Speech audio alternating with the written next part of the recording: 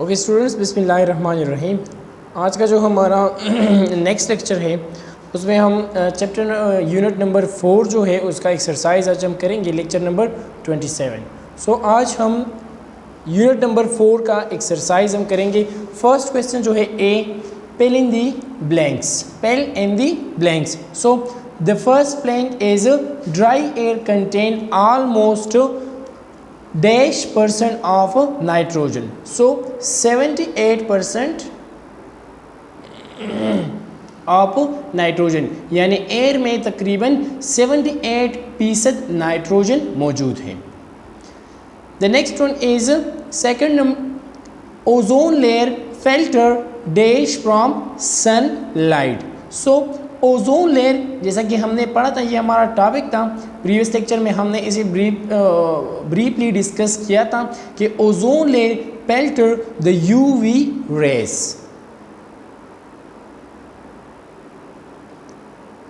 UV rays from sunlight. UV mean ultraviolet rays from sunlight. Ozone layer filters the UV rays from sunlight. The third one is rain can carry oxides of nitrogen to rivers and soil, which can lead to abnormal growth of algae. That is called eutrophication. That is called eutrophication.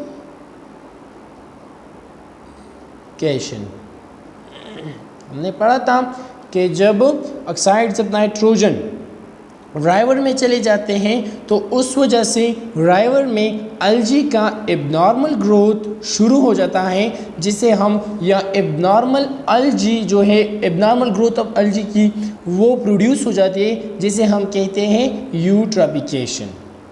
The fourth one is dash is a poisonous gas produced by incomplete combustion of coal and other fossil fuels. So वो कौन सा gas है? Poisonous gas, जहरीला gas जो पैदा होता है by incomplete combustion, incomplete जलाने से of coal and other fossil fuels. So there is a carbon monoxide, CO, carbon monoxide. ये वो जहरीला गैस है जो प्रोड्यूस होता है by incomplete combustion of coal and other fossil fuels. The fifth one is the word ozone is a Greek word mean order. Word ozone जो है वो ग्रीक वर्ड है जिसका मीनिंग है ऑर्डर, मीन, स्मेल, बू। The next question is choose the correct answer for each of the following statement. So the first, which of the following is not a greenhouse gas? नीचे जो gases दिए गए हैं, option A methane, option B carbon dioxide, option C sulphur dioxide and option D nitrogen. So नीचे जो gases है उसमें कौन सा वो ग्रीन हाउस गैस नहीं है? तो मीथेन भी है, जैसा कि हमने ग्रीन हाउस गैसेस में पढ़ा था। Carbon dioxide is also and nitrogen is also a green house gas. So the sulphur dioxide, this is not a green house gas.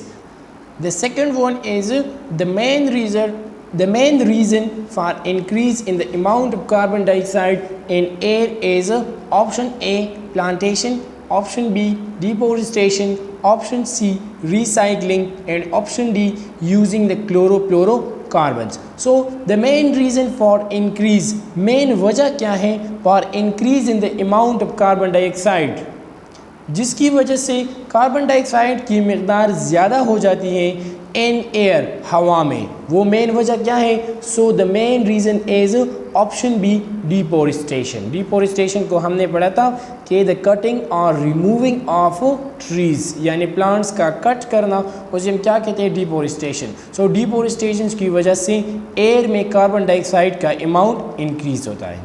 That is the main reason.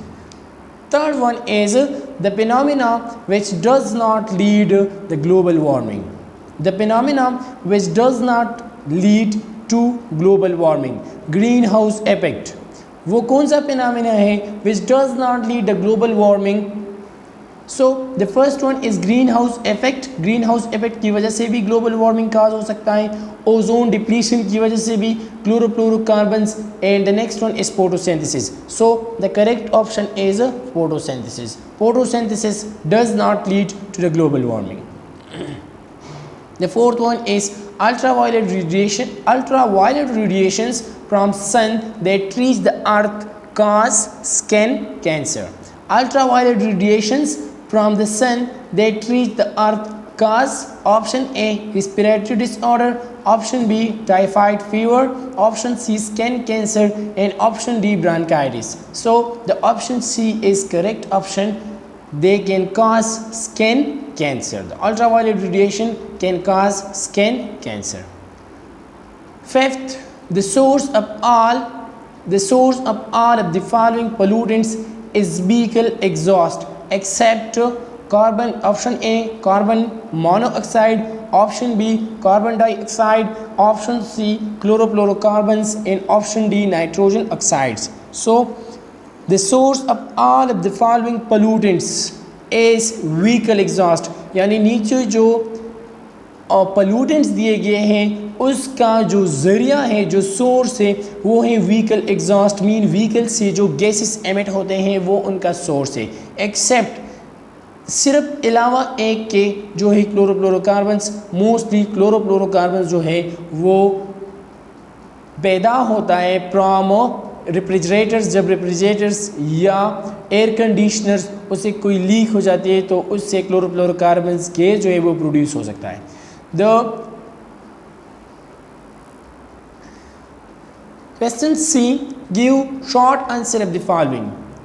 Give short answer of the following. Short question है जिसके आप लोगों को short answers देने हैं. First question जो है what are the main air pollutants. Main air pollutants जो है वो क्या है. So page number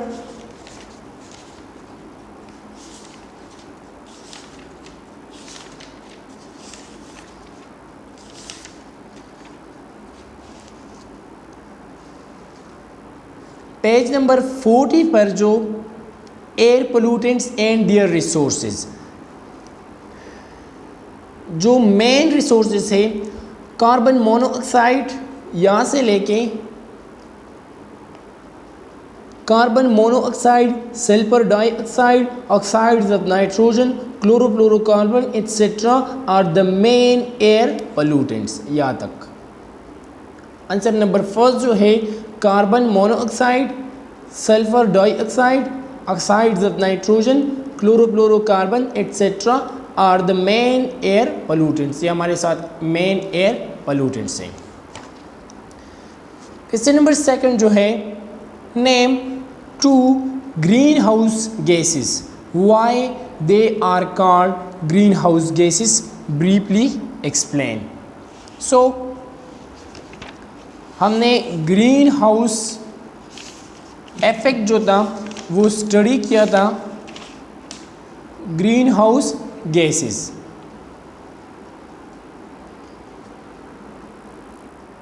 so name of the two main green house gases. जो पोल्यूटेंट्स है, जो ग्रीन हाउस गैसेस है, जो ग्रीन हाउस काज कर सकता है, उसके दो एग्जाम्पल हैं carbon dioxide and carbon monoxide. Carbon dioxide and carbon dioxide ये दो ग्रीन हाउस गैसेस हैं. Y it is called green house gases. इसे ग्रीन हाउस गैसेस क्यों कहा जाता है.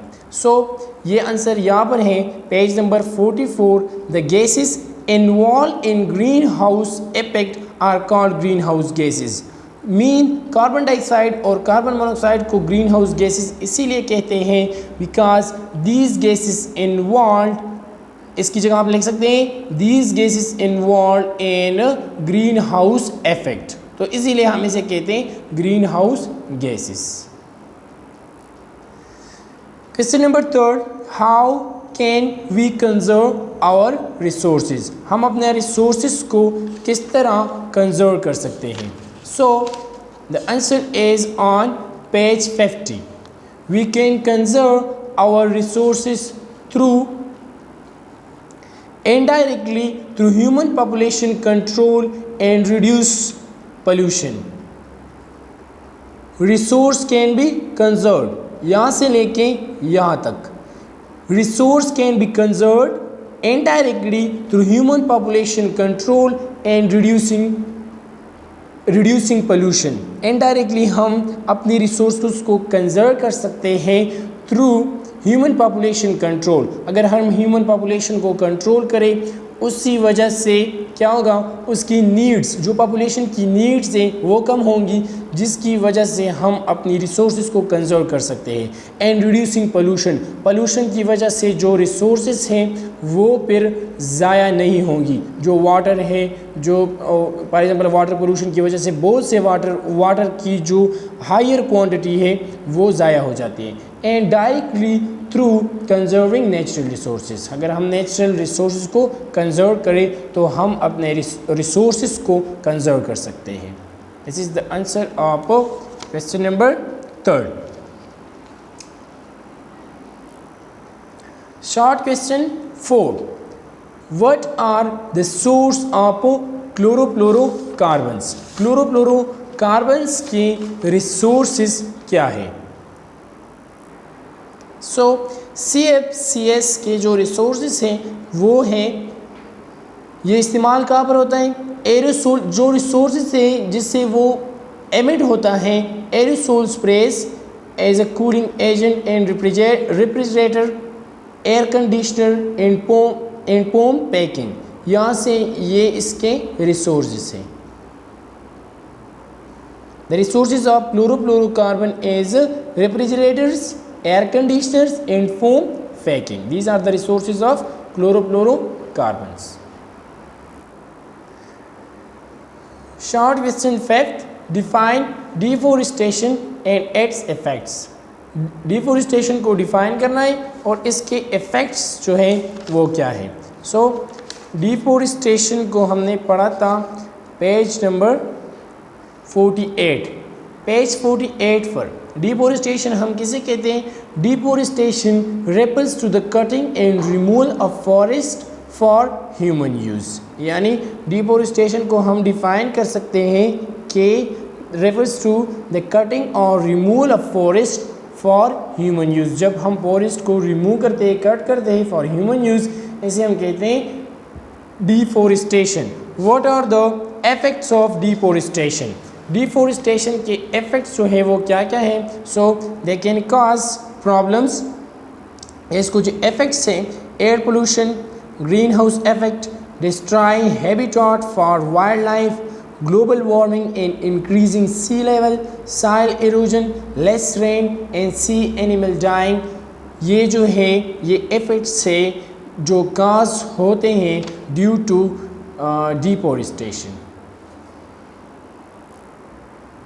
ओके, अब क्वेश्चन डी जो है, give detail answers to the following questions. Following जो क्वेश्चंस है उसका डिटेल आंसर देना है. So which human activities can cause air pollution? What are the negative effect of air pollution? So ये हम कह सकते हैं कि which human activities can cause air pollution. So human activities की वजह से एयर पोल्यूशन कॉज हो सकता है, जैसा कि making factories, making power plants, due two vehicles, cars and making industries. इसी वजह से जो इंडस्ट्रीज़, कारखाने, जो ट्रांसपोर्ट व्हीकल, जो ऑटोमोबाइल हैं, इससे जो पोल्यूशन, जो केमिकल्स एमिट होते हैं, जो पोल्यूशन, उसकी वजह से एयर जो है वो पोल्यूट हो सकता है, विच में cause air pollution.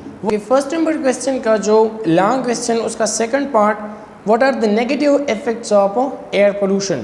So the harmful effect or negative effect of air pollutants या air pollution is acid rain. acid rain cause होता है due to air pollution, eutrophication and ground level ozone.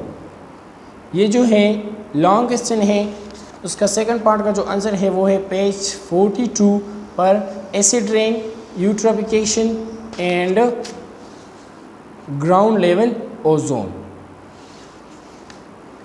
Long question में second question जो है वो है why it is important to conserve the environment? Give 2 reason. So इसका answer जो है why it is important to conserve our environment. It is most important to conserve the environment because give two reason क्या है, इसी वजह से to protect wild life, हम अपनी वाइल्ड लाइफ जो है, जो जंगली हयात है, उसको हम प्रोटेक्ट कर सकते हैं. And to protect the earth, जिसके ज़रिए हम अर्थ को प्रोटेक्ट कर सकते हैं. टू रीज़न क्या है? Two reasons to protect the wild life and to protect the earth. Question 3, define global warming. What are the cause and effect of global warming? Okay, so first है define global warming. What are the causes and effects of global warming. तो global warming को हम define किस तरह करते हैं कि global warming refer to the rise in average temperature on earth. जब अर्थ का एवरेज टेम्परेचर इंक्रीज होता है तो उसे हम क्या कहते हैं? Global warming. इसके काजेस क्या है? Due to human activity like burning fuels, industries, vehicle etcetera. जो ग्रीन हाउस गैसेस हैं, increasing the atmospheric and speed of the green house gases, as a result the earth is getting warm and warmer. This is known as global warming. Global warming जो cause होता है वो किस वजह से? Due to human activity. जो causes हैं due to human activities like burning of fossil fuels, industrials, vehicle etcetera. इससे जो गैसेस एमिट होते हैं, इसी वजह से अर्थ का टेम्परेचर जो है वो इंक्रीज होता है. अब ग्लोबल वार्मिंग के जो इफ़ेक्ट्स हैं, इफेक्ट्स क्या है? Global warming causing the glacier to melt in alarming rate. Alarming rate mean वो ख़तरनाक रेट पर, अलार्मिंग रेट पर ग्लेशियर्स को मेल्ट करते हैं. The snow is polar region and the mountain melts faster. जो रीजन है, जो पोलर रीजन है, उस पर जो ग्लेशियर है वो फास्टर, माउंटेन्स द रीजन, जो पोलर रीजन पर जो स्नो है वो फास्टर रेट से मेल्ट होते हैं. काजिंग द फ्लड्स जो है, जो सैलाब है, वो भी ड्यू टू काज होता है due to global warming. Rise the level of sea water की जो सतह है वो क्या करता है? राइज करता है. ये इफेक्ट्स है. The climate of many regions of the world also change. Climate को चेंज कर सकता है. Global warming is a serious threat to the life on earth. Earth में ग्लोबल वार्मिंग एक सीरियस थ्रेट है, एक सीरियस ख़तरा है, स्पेशली टू फ्यूचर जनरेशन